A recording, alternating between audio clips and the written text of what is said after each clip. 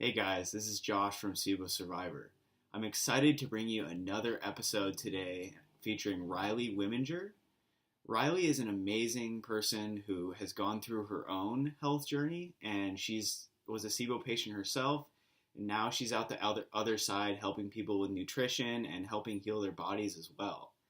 So Riley basically went from being in the accounting industry to transferring over into the SIBO and digestive health community, going back to school, getting her natural medicine degree, and working with some of the top doctors who treat this condition, like Dr. Seebecker, Dr. Megan Taylor, Dr. Steven Sandberg Lewis, and many other amazing doctors she's had the privilege to work with. So Riley comes with a ton of knowledge, and I'm just super excited to sit down with her and dive into her story, as well as, what she's learned and how she can help people. So let's get to it.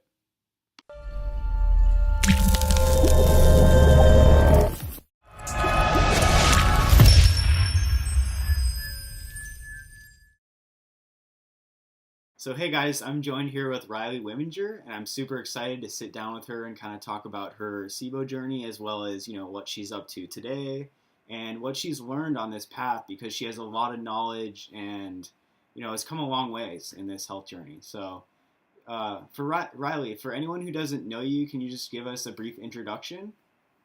Yeah, thanks for having me, Josh. It's been great to get to know you over this SIBO journey and talk to everyone today. So my name is Riley. I live in Portland, Oregon, and I originally was working as an accountant, and I was going to do that until my health kind of stopped me in my tracks. And I actually went back to school. I went to the National University of Natural Medicine and got a master's degree in nutrition and started helping people through nutritional counseling services. And I also work as a personal chef. And so that's kind of what life looks like for me now, helping others navigate this confusing journey of SIBO and get their lives back. So Yeah, yeah. that's amazing and an amazing story because people can just be impacted by this so much, and it's just amazing that you were able to kind of go back to school and dive into this and learn and now be able to help people. So it's really cool. Yeah, definitely. I want other people to not have to completely turn their life upside down in order to feel well. So that was kind of my motivation behind it. Like, wow, there needs to be more resources out there, and there are more and more. And I know you've created lots of great resources for people too. So Yeah. there's for people who feel like they're lost and it's really hard. Just know there's lots of people out there trying to make it easier. Yeah, definitely, and that's the good thing, right? At this, day and age, we are getting better resources and we're learning more about it, which is great. So, Definitely. I kind of just want to dive a little more into your story, and so just kind of take us back to your lowest point, when you started to kind of come down with some more severe symptoms, and what did that kind of look like for you? Yeah. So I always thought I was really healthy. Like I didn't. I was a go getter. I was really a go Yeah. getter. I still am, but I've learned to tone it back and not be such a perfectionist. Mhm. But it was in college when I started having digestive issues, and I was just like, something is not right here. I think I need to see a doctor. So at the time, I was having like really embarrassing, smelly, awful gas. Yeah. And I had to stop playing racquetball. I had to stop going to yoga because those are confined spaces that are not, Yeah. they don't work with that. Mhm. And then the other thing that happened that really just like stopped me in my tracks was that I would get this weird symptom on my legs that my legs had no visible rash. They just itched so bad. And it was to the point where they itched all day long, but at night it would be the worst. And I would be itching my legs until they bled. And the only way that I could fall asleep was to numb them with ice packs, wrap them in cold towels, Wow. and then take Benadryl and hope that I fell asleep before the numbing from the ice packs wore off. And that was going on for a long time. And I saw a dermatologist, and she was absolutely useless. She had no idea what it was, and tried to prescribe me some like invasive cream that had nothing to do with what was going on. So luckily, I didn't take it. But yeah, so that was kind of where things all began. Interesting. Yeah, that's it's a lot of for a lot of people it's really tough because they come down with these severe symptoms and it kind of has a dramatic impact on their life. So, um, Definitely. And I think that a lot of people, there's a lot of people in our society who are sick and have more mild issues, but they just think it's normal for them, and that that's how things are supposed to be.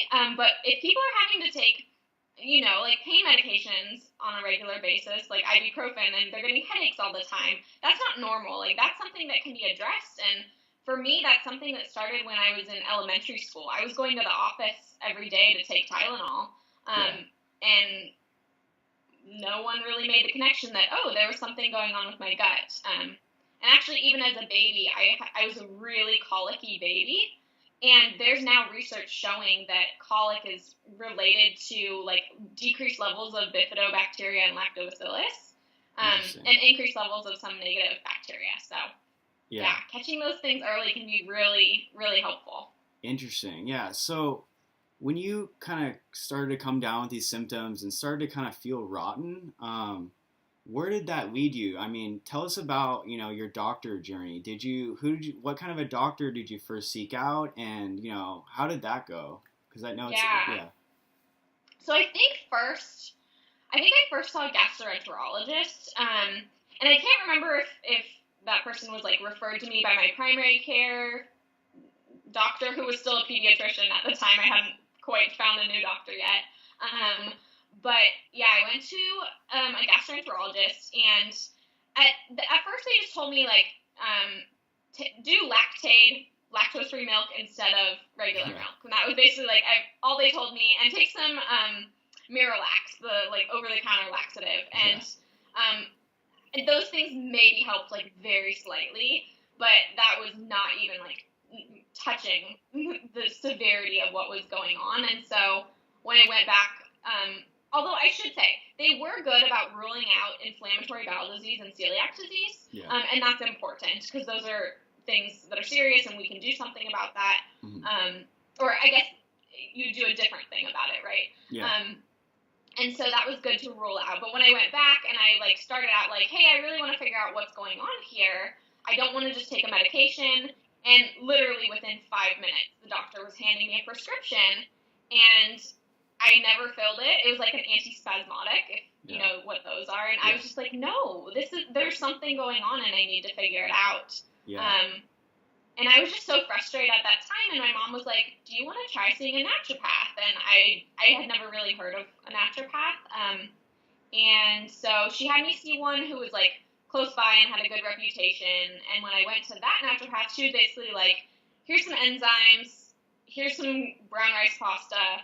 You're gonna have to live with this for the rest of your life. You have IBS, and yeah, that's just how it is. And to some sense, now that I'm this is 5 years later, I can understand why she would say something like that. mhm, Because you do kind of have to be careful about your health, yeah, but the symptoms do not have to be there forever, is what I've learned over the last 5 years of healing. And so after I saw her, I went online and I was like searching for naturopaths to see someone else. yeah, And I came across this one who had like a video of her approach, and I just really resonated with it. And I was like, I'm gonna go see her. It was some yeah. random person, and she's still my primary care doctor today. So that was a good Interesting. decision. Yeah, that's interesting because a lot of people, dealing with SIBO or digestive problems, they go to like kind of like you did. They go to a regular gastroenterologist or a primary care doctor, and they just hand them a prescription, and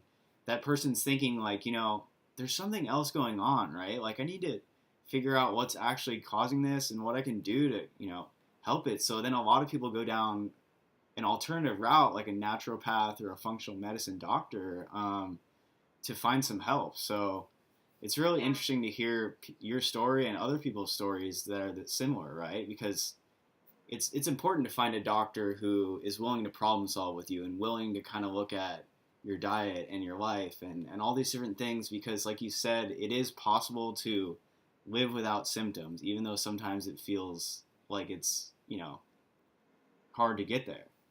Yeah, yeah, definitely. And it's not like it's this place. It's like bliss and you never have to deal with anything, but it's more of a place where it's like you know how to get yourself back to feeling well and you're not feeling helpless. Yeah. And that's the differentiator. Exactly. You get to the point where, you're at least comfortable because you know that when you do, let's say you have flare-ups or you're not feeling as good, you know how to manage that and you know how to get them back down to baseline and start to feel better again, which is, it's a huge mindset shift and really important. And that's what I want to get all my viewers to that point. Yeah, it's so awesome. I'm so glad you're doing this. Yeah. So, I kind of just want to dive a little more now into, okay, you saw the naturopath, you started seeing a different type of doctor and working with them. So when did you kind of start to see improvement and, what helped you? Yeah, okay, that's a good point. Because when I first started working with her, she was having me do like fish oil to reduce inflammation, flax seeds, and what else? Like a probiotic, and nothing was really doing much. Like I saw a little bit of improvement, but it was probably 2 years after I started working with her. 2 years, about in 2014, that she went to the first SIBO symposium at NUNM, and she learned about SIBO. And it was like a few days later, a few weeks later, she came back and she's like, okay, you need to do this test, because all of her naturopathic things that she was trying for gas and constipation and all that, like, it just wasn't really touching what was really going on for me, but she kept trying and she was listening to me, and that's what was so important to have me trust her and keep going back to her, even though things weren't really helping that much. And then when I tested positive for SIBO and I took rifaximin, that was like immediate improvement for me. It was like, whoa, this is what a normal bowel movement is supposed to look like. I didn't know that. I hadn't experienced one before.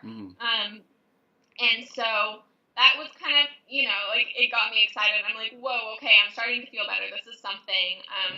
I also picked up a book about digestive health and food. And I kind of self-prescribed she put me on the SIBO-specific food guide. And I looked at it at the time, I was like 21 maybe, and I was like, I don't even know how to cook. How am I supposed to cook without onions and garlic and the things that all these recipes call for? Yeah. And so I made some really gross food back then. It was really gross. I did not enjoy food at that time. And so things have come a long way in the last 3 years. But yeah, so I don't even remember where we were going. Yeah. So, you saw rifaximin, you tried rifaximin, that kind of showed you that, okay, this is a real issue, right? And then, so after that, a lot of people, it's tough because it can be a chronic condition for some people. So after you did that and you saw that this is an issue you're dealing with, what else kind of helped you to kind of to be able to manage and, continue to get better? Yeah, great question. Okay, so after I did the rifaximin, she had me switch to doing some herbs. I believe, I'm not sure if I know she referred me to a SIBO specialist at that time. I think it was because my symptoms came back so quickly after I stopped the rifaximin, like within a couple of days. And so she referred me to a SIBO specialist who, really dug in, got me on Resolor, a very strong prokinetic, and that was it helped delay symptoms longer, but I just couldn't get off of antimicrobials without having symptoms for a while.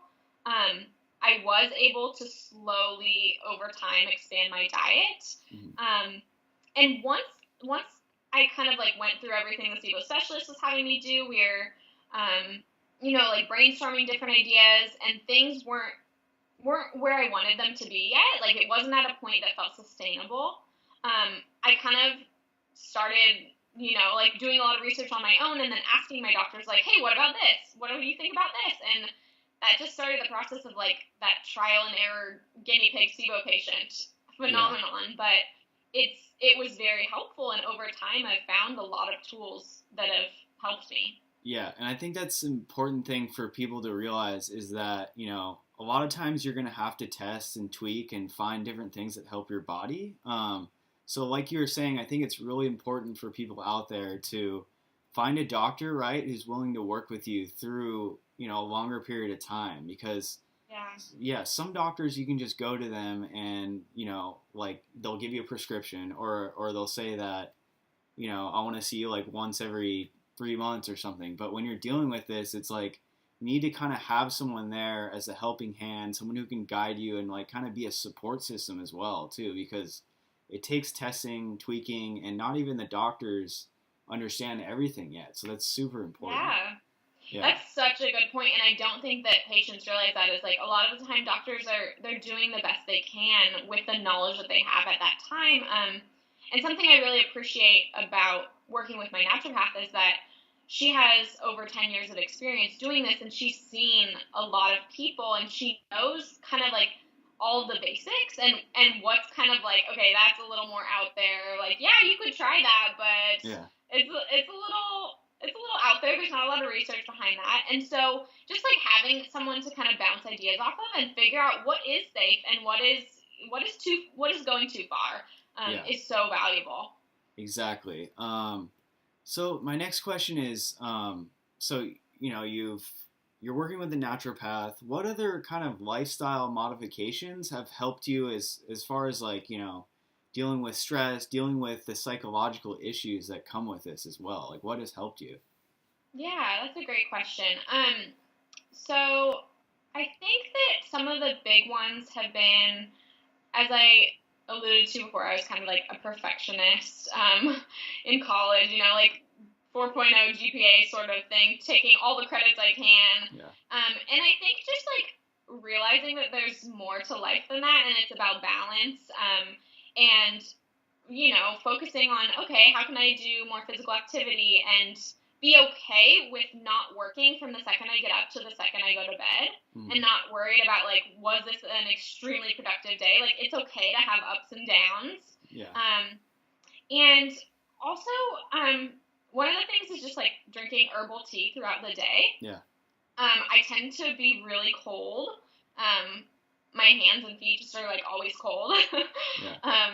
And so being able to work in a warmer environment, that's really awesome with personal chefing, because I'm usually like around a stove or an oven. But also for people who can't do that and they work in an office building, drinking warm herbal tea throughout the day, it can be really helpful. You have to be careful which herbal teas you're doing, especially if you're sensitive to FODMAPs. But that's helpful. What else? Yeah.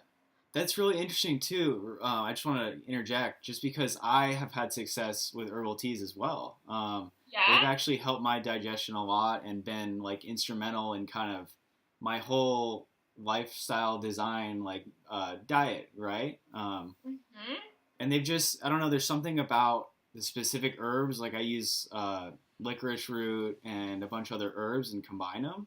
But I drink it throughout the day, kind of like you were talking about, and it does help my gut. It helps it to calm down, and it helps my digestion to function better. So, and lots of different herbs. I was just talking about the heat portion, but you're so right. Like they have immune boosting properties and digestive aid properties, and they can like calm your nervous system, support your adrenals with the licorice. Like there's so much you can do. And there's so many different herbal teas out there, which is awesome. And you can, switch it up and not get bored. Yeah. So, a lot of people are wondering, they go down this path, they get ill, they have digestive issues, and now they're kind of trying to figure out, what to eat. So I like to kind of ask the people I bring on a little bit about their diet, and especially because you're a cook and a nutritionist now. So this should be amazing. So kind of, what are some, staple foods, and what does your diet kind of look like now? Yeah, so it's changed a lot from back when I first got diagnosed and was reacting to literally everything. I remember at one point I tried to eat like half a cup of blueberries and spaghetti squash, and my skin just became so itchy, and it was like miserable. And so it's, even though today, if I told the normal population, like, the things that I don't eat, they might be like, oh, wow, you have a lot of food sensitivities. But it feels very free to me, and Yeah. to people who are probably listening to this, they're like, whoa, you can eat beans and onions. And so Yeah. basically what I eat now, I try to eat just like a health promoting diet in general, Mm-hmm. while being FODMAP conscious is kind of like the term I use. So Gotcha. I eat lots of veggies. I eat animal protein. I tried to eat less animal protein for a while, like once a day or less, Mm-hmm. and I ended up with iron deficiency, and so I think my body just needs meat. Yeah. So seafood, it's really rich in all sorts of nutrients that are really important. Nuts and seeds, I don't go crazy about it. I think that some people can kind of just like take it too far, especially I like in, to call the nuts and seeds kind of like, they can be crack almost, because I like nuts too, and like I can tolerate them a little bit, but it's hard to like stop eating them sometimes. Yeah. I'll put like some peanut butter or almond butter in my smoothie, or like make some sort of salad and put some toasted sunflower seeds or toasted almonds or something like that on it. Yeah. But I'm not just like have like a huge bag of nuts. I mean, I've definitely done that at times. There's nothing wrong with that from time to time, but like in general, I feel best if it's like a couple handfuls maybe a day. Yeah. So as far as I'm just curious, like, how does your diet, like when you first got sick and your symptoms were more severe, you said it was way more restricted to now you're being able to eat more variety of food. So what did it kind of look like when you were sick? Did you have to really reduce your, the fermentable carbs and stuff? Yeah, and I don't know that I would necessarily recommend that other people do it the way I did. It created a lot of issues. Yeah.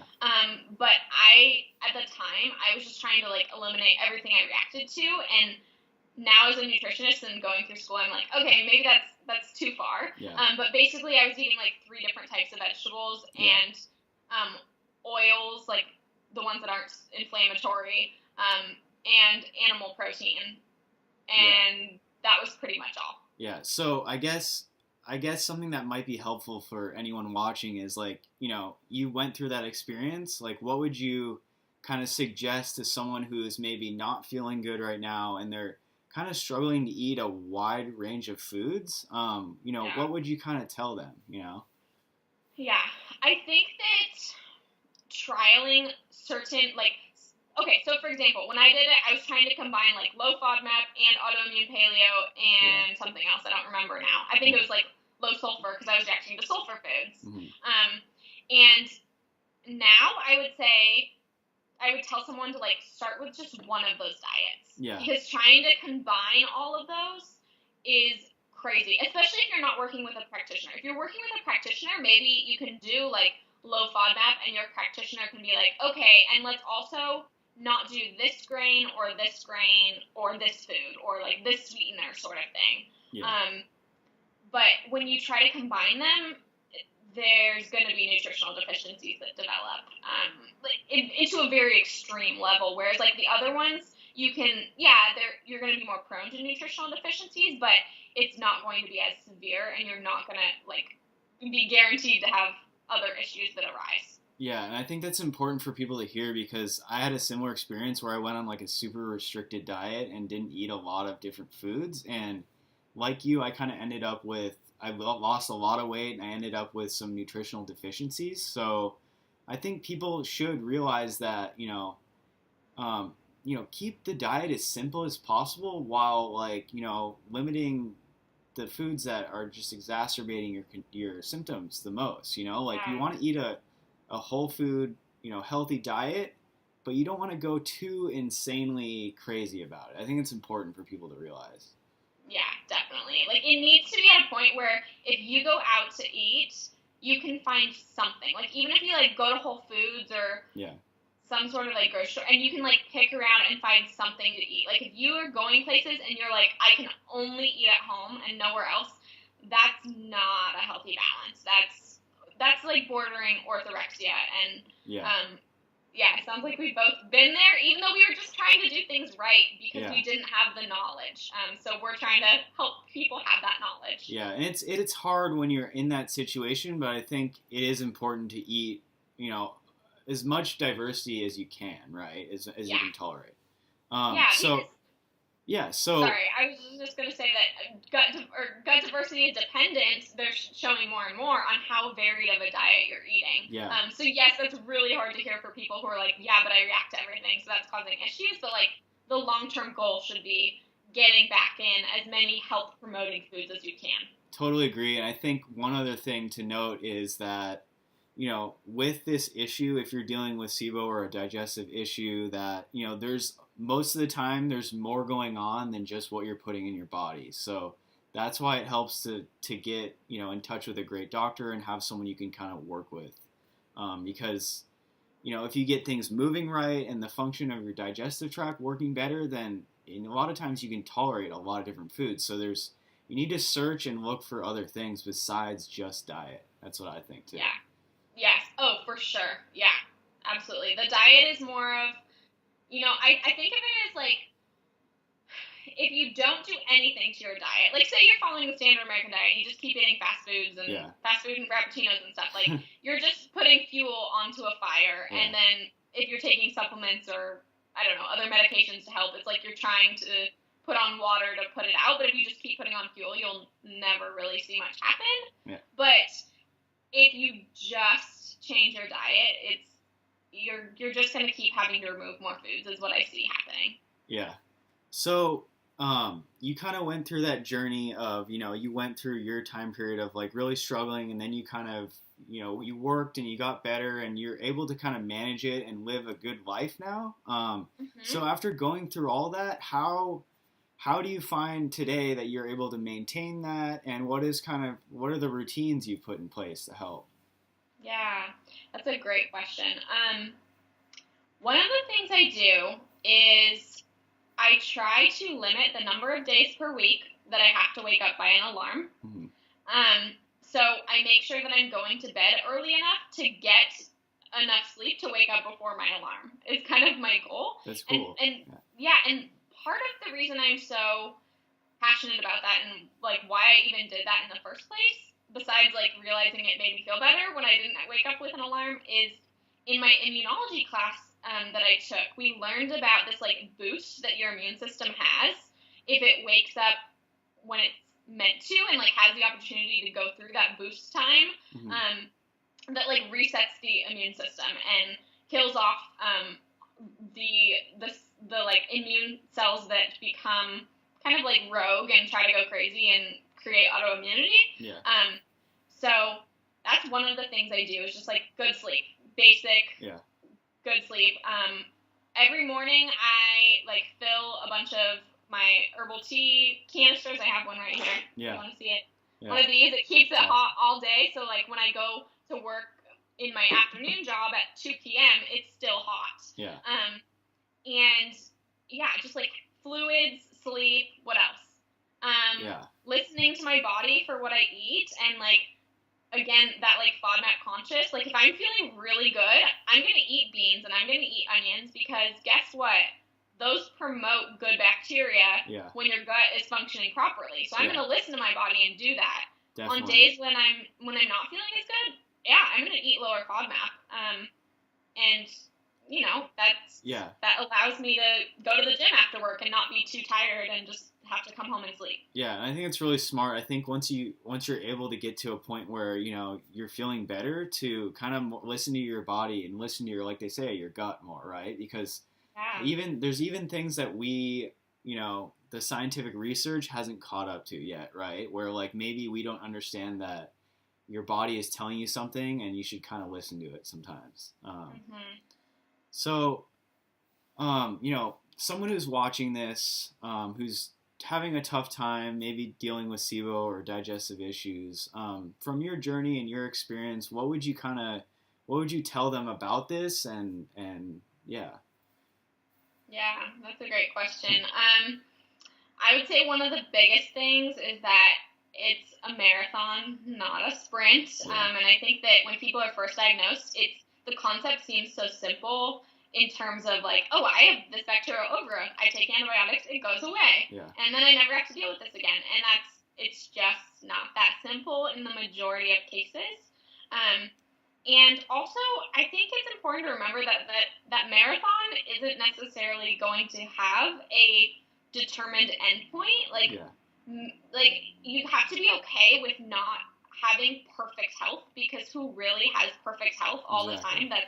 That's not a realistic goal. Yeah, And just know there's going to be ups and downs, and there will be an upward trend toward better health if you work on it. yeah. But it's not going to be perfect. And that's a really, amazing point, just because, like, if your goal is just to, like, be cured, that's really not, it's going to be tough, right? But, like, if your goal is to be able to go out and eat with friends again, and to be able to socialize and be able to kind of live a more normal life, then those are I think are the goals that people should be shooting for, because it's totally possible. And Yeah. that's what I want people to realize, right? Doing this is that there are people out there who have kind of been in that situation where they've been struggling, and they've gotten to the other side where they've kind of been able to live a better life, right? A more normal life. Absolutely. Yeah, and then for anyone who wants to learn more about you, or check out some of your recipes, or get in contact with you, where can they find you? Yeah, so my website is bridgetownnutrition.com, and I also have a Facebook page at Bridgetown Nutrition, and then my Instagram is a little different. It's at SIBO, SIBO, with WITH, Hope, Yeah. HOPE. And that's because before I ever became a nutritionist, I just had a blog where I was sharing my patient experience, and that was SIBOWithHope.com. And so I just never changed my Instagram name, and now I don't know. I think it's important to have hope when you're dealing with this, and so I don't really want to change it. Yeah. So That's cool. yeah. And guys, you should definitely check out her, her group and her website, because even the recipes she has up there are amazing. They're really tasty, and I've had firsthand experience with them, and they're awesome. So please check it out. Thanks, Josh. Sweet. So thanks for coming on the show, and really appreciate you just sitting down to chat and kind of get the word out about your journey. Yeah, absolutely. Thanks so much for having me. All right. Thank you.